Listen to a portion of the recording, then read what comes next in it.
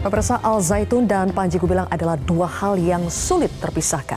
Panji Gumilang mengatakan dirinya dengan Al Zaitun bagai gula dengan rasa manisnya atau garam dengan rasa asinnya. Tidak bisa dipisahkan. Al Zaitun dan Panji Gumilang berkali-kali memantik polemik di negeri ini. Pondok pesantren yang berdiri pada akhir 90-an ini dituduh berafiliasi dengan Gerakan Negara Islam Indonesia (NII). Al Zaitun juga dituduh menyebarkan ajaran sesat kepada para santrinya. Meski tuduhan itu sudah belasan tahun terdengar, anehnya Al Zaitun tetap tegar berdiri bahkan rutin menerima kucuran dana dari pemerintah. Mengapa penyelesaian Al Zaitun berlarut-larut sehingga terkesan menjadi api dalam sekam yang sengaja dibiarkan? Benarkah ada kepentingan politik atau mungkin bisnis di balik kisruh Al Zaitun? Inilah kontroversi selengkapnya Panji Gumilang di persimpangan Al Zaitun. Bersama saya, Zilvia Iskandar. Assalamualaikum warahmatullahi wabarakatuh. Waalaikumsalam. Shalom alaikum. Halo.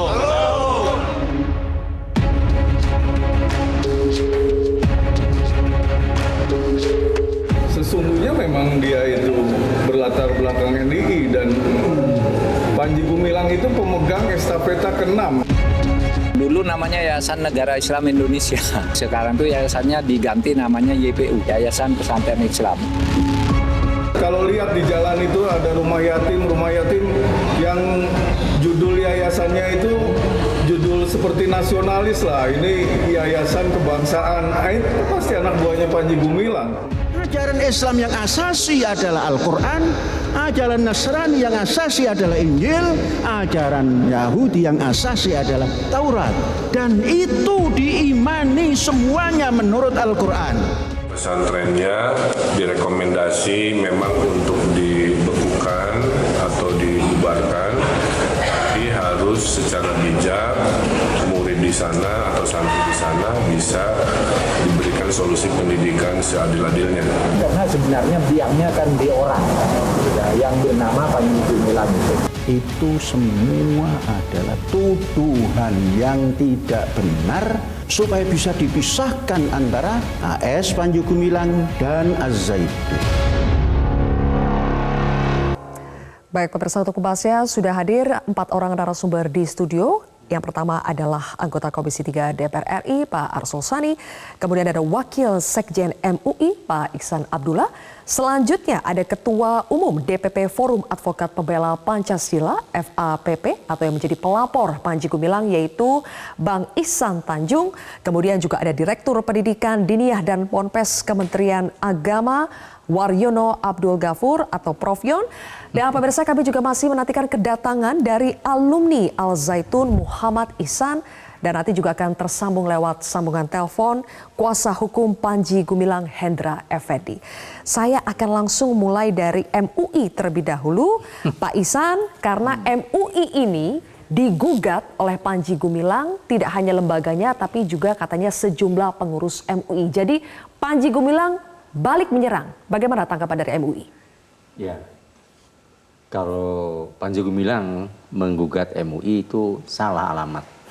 Karena MUI itu tidak ada yang berpretensi atau punya keinginan untuk menuduh misalnya Panji Gumilang. Tetapi kan ini berawal dari pernyataan-pernyataannya yang kemudian menimbulkan kegaduhan, kontroversi dan lain-lain, ya, yang kemudian juga menciptakan suasana yang keributan ya antara mereka yang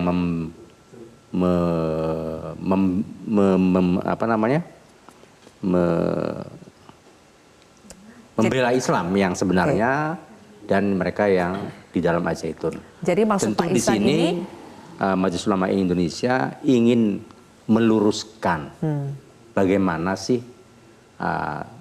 yang benar itu, dan itu sesuai dengan fungsi Majelis Ulama Indonesia sebagai himayatul umat. baik. Himayatul umat itu artinya umat Islam itu agar tidak terpapar dengan pemikiran-pemikiran atau ajaran-ajaran agama yang menyimpang.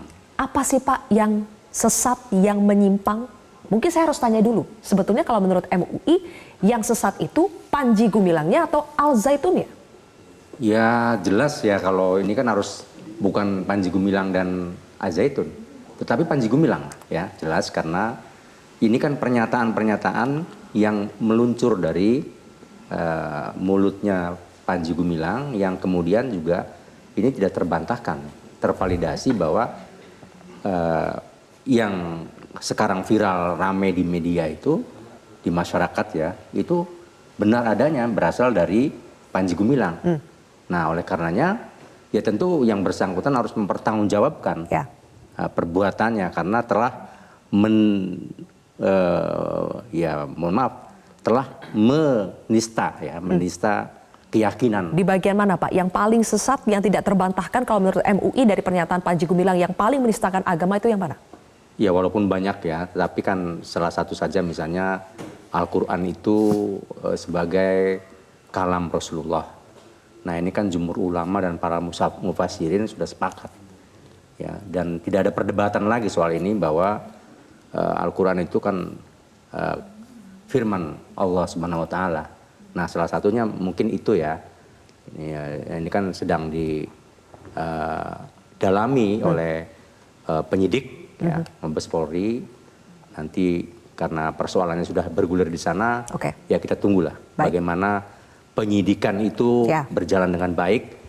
Tentu masyarakat harus juga memberi kesempatan bagaimana penyidik ini berjalan dengan penyidikan berjalan dengan baik, dan apa yang diperlukan oleh dalam rangka penyidikan ini tentu Majelis Ulama Indonesia akan mendukung. Ya, sebagai apresiasi, misalnya ketika mereka meminta fatwa kepada Majelis Ulama Indonesia, tentu kami juga akan berusaha untuk menerbitkan fatwa itu sebagai landasan jika diperlukan bagi proses-proses penyidikan. Iya. Tadi di awal saya bertanya ya, apa tanggapan dari MUI setelah dari pihak Panji Gumilang ini menggugat MUI ke Pengadilan Negeri Jakarta Pusat. Nah, sekarang sudah ada kuasa hukum dari Panji Gumilang. Ada Mas Hendra. Mas Hendra, selamat malam. Ya, selamat malam. Baik, Mas Hendra Effendi. Jadi apa yang dilaporkan atau yang digugat dari Panji Gumilang kepada MUI? Ya, baik. Terima kasih. Dan gugat ya, yaitu Profesor PHS Panji Gumilang itu menggugat pribadi saudara Umar Abdullah berkait dengan statement yang dia sampaikan yaitu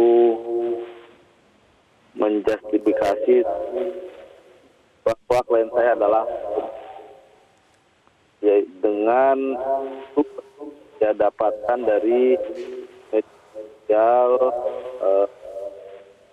caranya ya TikTok itu ngekuran. Kemudian dia media untuk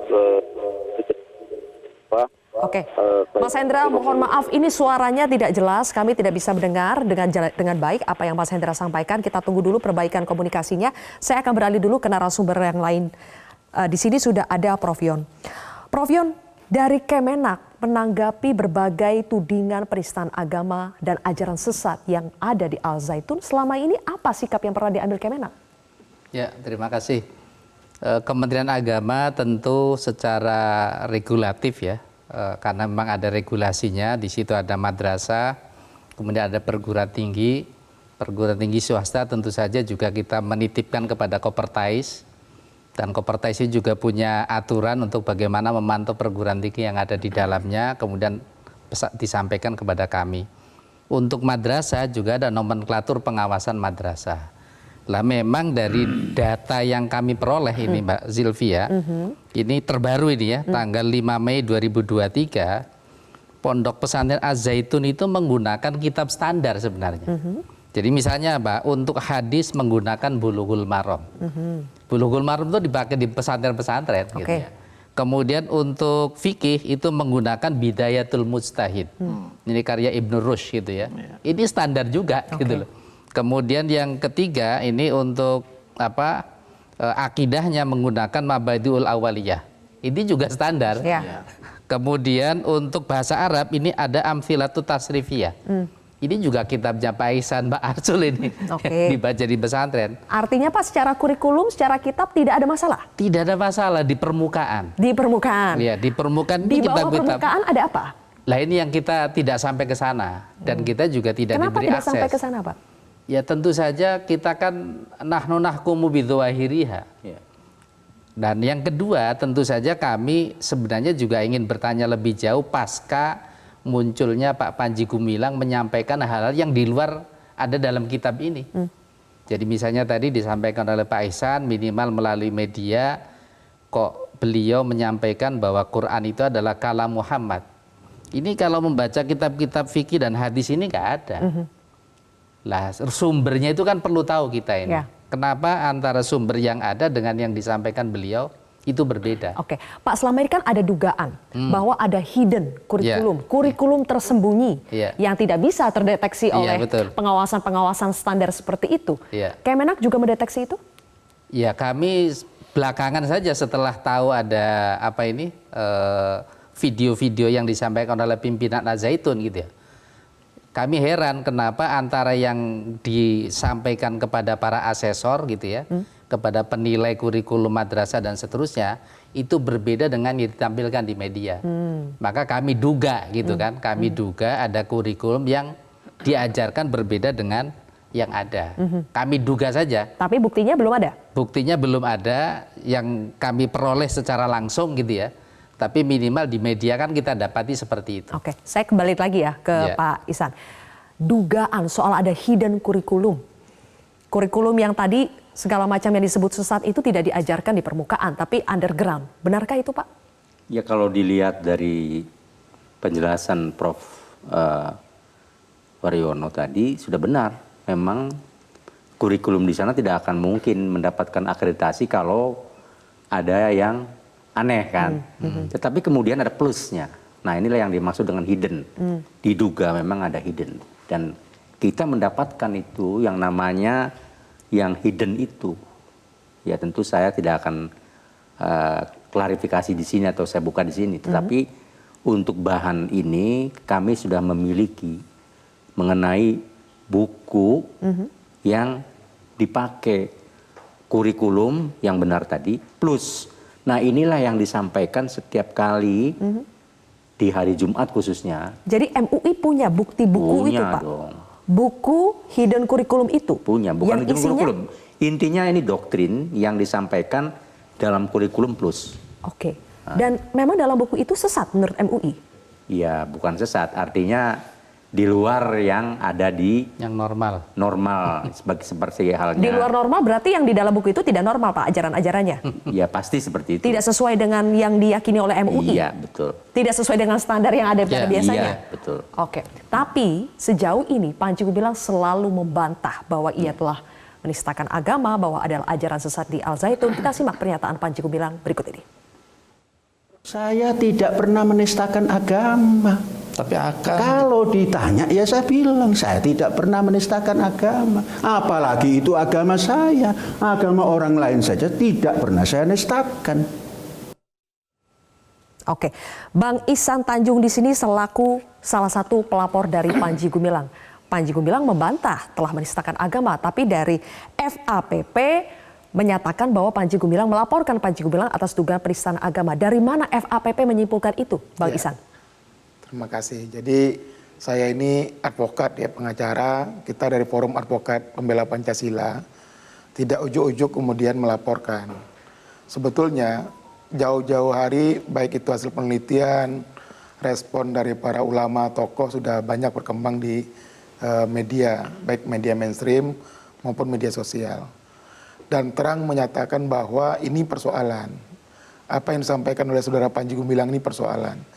Nah, kami melihat persoalan ini tidak hanya lagi direspon di media. Ada pergerakan massa yang menuntut supaya saudara Panji Gumilang mencabut semua omongannya yang diduga menistakan agama. Sehingga kemudian sebagai upaya untuk menurunkan eskalasi yang sedang berkembang, kita tahu pada waktu itu, saya laporan tanggal 23 Juni ya, sebelum 23 Juni itu hari Jumat itu, pagi-pagi itu ada 3.000 orang yang demo di Al-Zaitun. Jadi sudah menimbulkan kegaduhan publik ya? Jadi pergerakan massa itu sudah bergerak jauh, dan sebelum itu juga sudah ada respon dari Bandung, dari beberapa daerah. Saya pikir ini bukan suatu hal yang kita katakan tidak ada dugaan penistaan agama. Saya sampaikan dalam beberapa kesempatan, untuk mengatakan ini penistaan atau tidak, bukan pernyataan si terlapor, tapi nanti ketika proses ini diuji di pengadilan, kita akan lihat apakah yang disampaikan oleh saudara terlapor ini diduga, patut diduga punya unsur pidananya atau tidak. Dengan naik dari lidik ke sidik, itu membuktikan bahwa dugaan pidana itu terbukti. Nah, bagaimana kemudian mempertanggungjawabkannya? Nanti penyidik akan menaikkan ke penuntutan dan pengadilan. Disitulah kemudian nanti kita akan lihat bersama-sama apakah yang disampaikan oleh saudara Panji Gumilang ini termasuk unsur pidana atau bukan. Ya, ada proses hukum yang akan mengujinya ya.